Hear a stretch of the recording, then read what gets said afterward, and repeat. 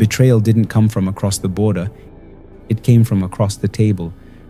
President Ibrahim Traoré thought he had secured Burkina Faso's future, but behind palace walls, one of his closest allies was selling him out. Military secrets were leaking, foreign agents were closing in, and the plan? Take him out before the elections.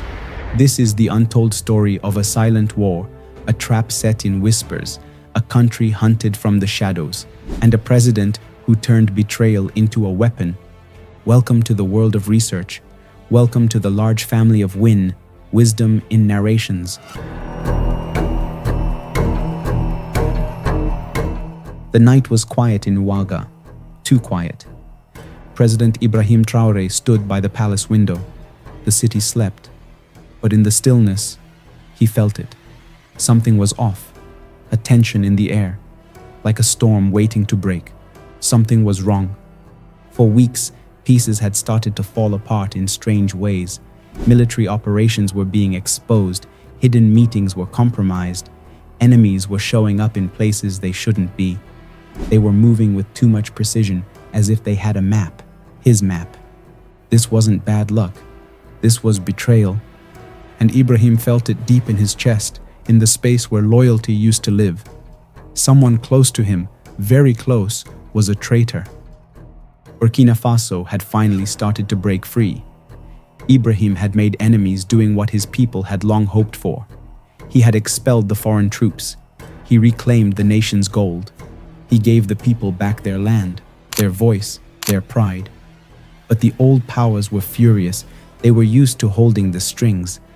Now that he had cut them, they were trying to tie new ones, in silence, in darkness, through spies hiding behind suits and fake smiles. Then one night, everything shifted.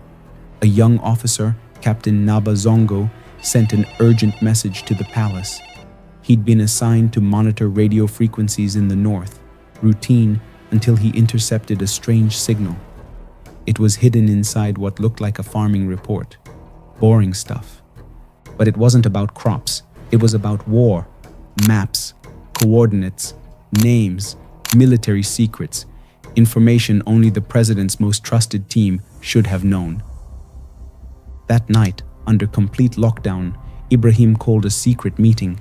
Midnight, no phones, no outsiders, only the few he trusted to breathe in that room. The tension could be sliced with a whisper. "Zongo," he said quietly, "put the papers on the table." They all leaned in. The room went still. The name at the top of the intelligence leak, Colonel Ouattara, an old friend, a man who once took a bullet beside Ibrahim, a man who now sat beside him in briefings, a man who laughed with him at their children's birthdays, trusted with everything, including the country's most sensitive defenses. The air turned cold. Zongo, one of Ibrahim's most loyal officers, said it first. He's been feeding them for months. Ibrahim didn't flinch. His heart felt like it had been ripped from his chest, but his face stayed calm.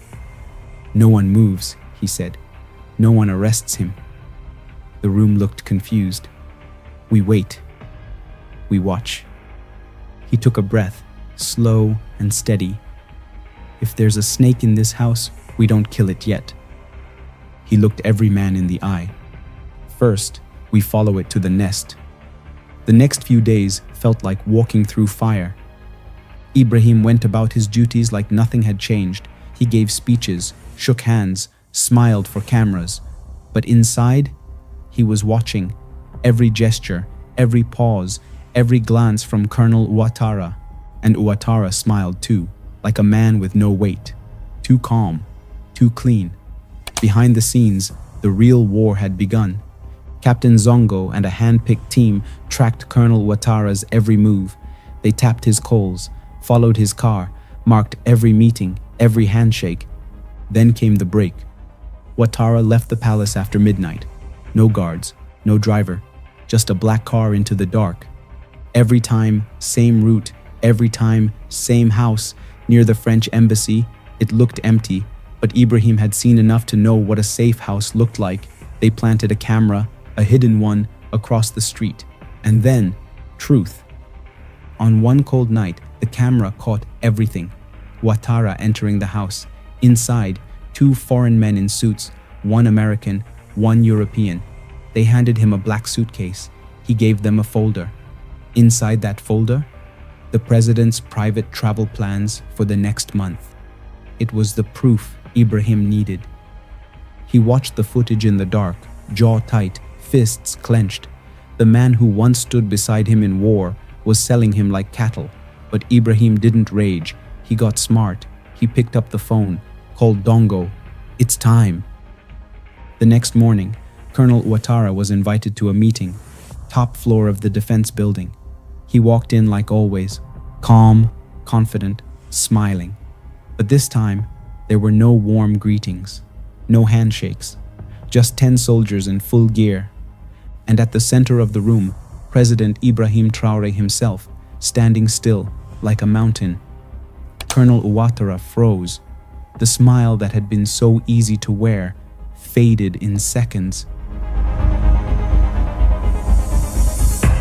"You were my brother," Ibrahim said. His voice didn't shout. It thundered. "Why, Ouattara?" Ouattara said nothing. He couldn't. His mouth moved slightly, but no words came. Ibrahim stepped closer. "You sold this country. For what?" he said. "Dollars? Promises? You really think they'll protect you now?" Still no answer. Captain Dongo opened the black suitcase on the table. Inside, stacks of money, tracking devices, a USB drive filled with betrayal. "You're not going to prison," Ibrahim said coldly. "You're going to talk." And with that, the room went dead silent. A storm was brewing, and it wasn't outside the palace. Colonel Ouattara now sat alone in a small concrete room underground. No windows, no clock, no sleep, just silence. He looked nothing like the man he once was. The polished uniform was gone, the fire in his eyes extinguished. Now, he looked like a man running from his own shadow. Behind a one-way mirror, President Ibrahim Traoré stood, watching. His face revealed nothing, but inside, his heart ached. This man, this traitor, was once family. They had eaten together, fought side by side, shared stories of pain and hope, and now they were enemies.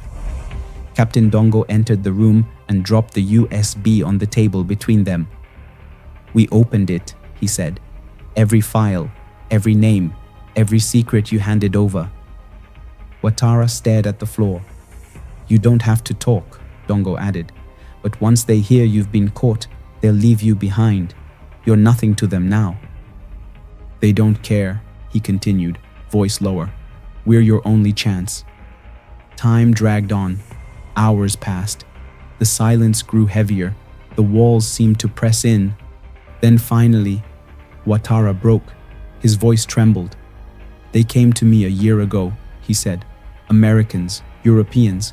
First they flattered me, then the money came, then promises, a house in Paris, a post with the UN power." He paused. "After Ibrahim fell, they wanted Burkina Faso back," he added. "Its gold, its land, its soul. And I believed them. I thought they'd protect me." His voice dropped to a whisper. "But now I see. They were only using me."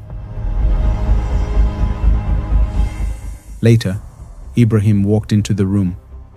He sat across from the man who once stood with him in battle. They didn't speak for a long moment. Then Ibrahim leaned forward. "You didn't just betray me," he said, voice calm but firm.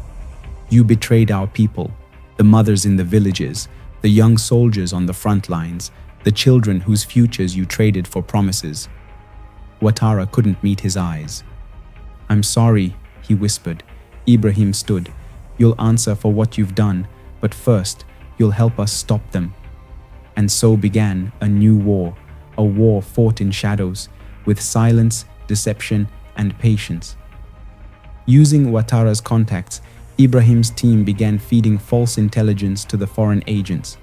Every message was a trap, every lie a weapon. Every silence, a move on the chessboard. Embassy staff began disappearing. One agent was quietly deported, another exposed to the press, a third simply vanished. Burkina Faso was no longer the prey, it had become the hunter. And at the center of this silent war stood Ibrahim Traoré, calm, brave, and unshaken, a leader not only with a weapon, but with a purpose. He was no longer just defending territory, he was protecting truth, he was protecting the people. The lion had awoken, and it was watching. The days that followed were not quiet. They burned. Every moment felt like walking through fire. President Ibrahim Traoré knew he could not rest. The enemy was powerful, wealthy, silent. But now, they were also blind.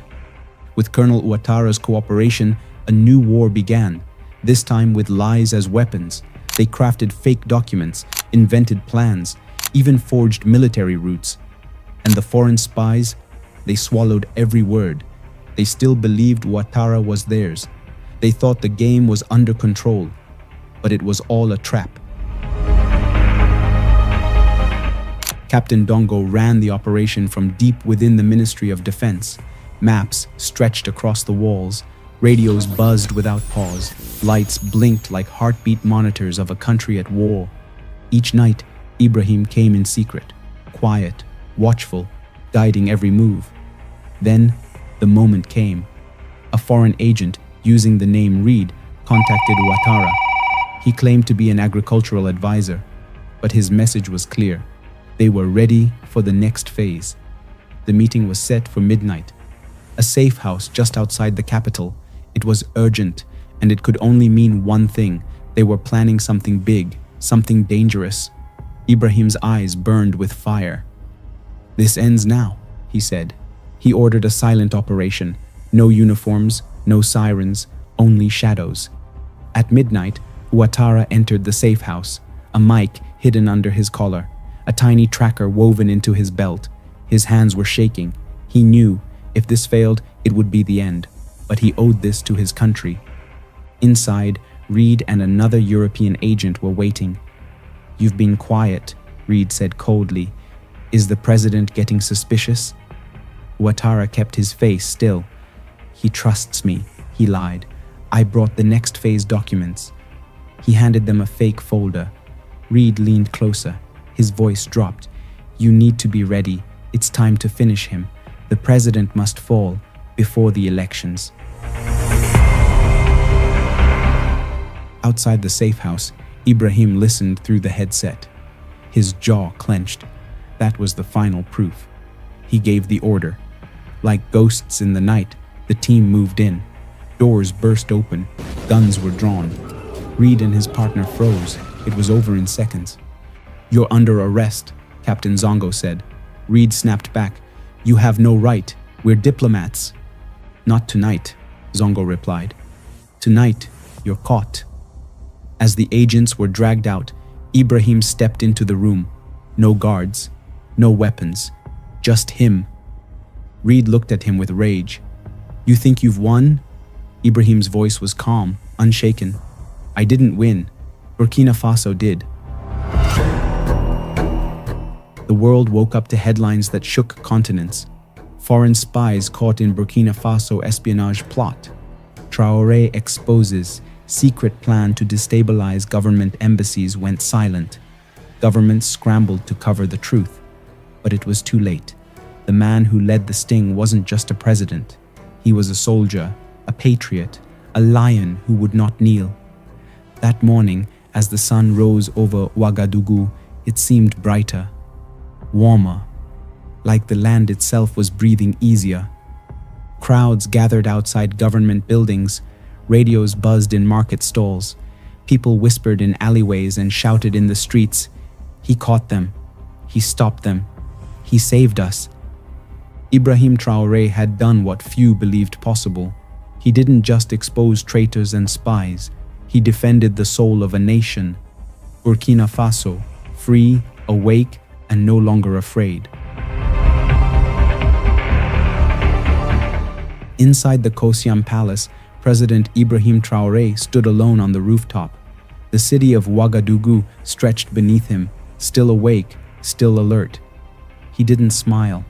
His face remained calm. But inside, there was fire. Not the fire of revenge, not even anger. This was duty. He had walked through shadows, exposed betrayal, fought off powerful forces without a single shot fired in public. But he knew it wasn't over. The war for Burkina Faso's soul was still ahead. That evening, he called for a national address. No speechwriters, no polished stage, just him. He stepped to the podium in his military uniform. Not the garb of a ruler, but of a servant. It was simple, sharp, worn with pride. The entire country watched, on screens, through radios, in whispers around dim lanterns. He spoke slowly. "I speak to you tonight," he began, "not as a president, but as your brother, your son, your soldier." His voice was firm, his gaze unshakable. Foreign powers tried to poison our nation from the inside. They used one of our own to steal our plans, our dreams, our future. He paused. The air was heavy. They wanted chaos. They wanted fear. Then he looked straight into the camera. But they failed. And outside, the crowd erupted. Applause, whistles, clapping in homes, markets, and even far-off villages where electricity flickered, but respect burned bright. "I will never sell this country," Ibrahim said, "not for gold, not for deals, not for power. Burkina Faso belongs to its people, and I swear to protect it with my life." He raised his right hand. "This is my oath," he said. "I will never kneel to foreign masters, never again." The words echoed beyond borders, across Africa, across oceans, like thunder. Young leaders listened, activists cheered, and even old skeptics who once questioned him nodded in quiet pride. That night, Ibrahim Traoré became more than a head of state. He became a symbol, a shield, a lion. Later, when the streets of Ouagadougou began to sleep, Ibrahim sat under the stars beside Captain Zongo. "You did well," Ibrahim told him. Zongo smiled, humble. "I followed your lead, sir." Ibrahim looked up at the sky, quiet for a long time. "They'll try again," he said softly. "Maybe with different faces, different plans." "Then we stop them again," Zongo replied, without hesitation. Ibrahim nodded. "Yes, as long as we stand together, they'll never take this land." And with that, the lion rested. But only for a moment, because men like Ibrahim Traoré do not sleep for long. They rise with the people, they fight in silence, and they protect the future with fire in their hearts. Thanks for watching. I wish you better life, foods, and money. Stay in the Big Wins family.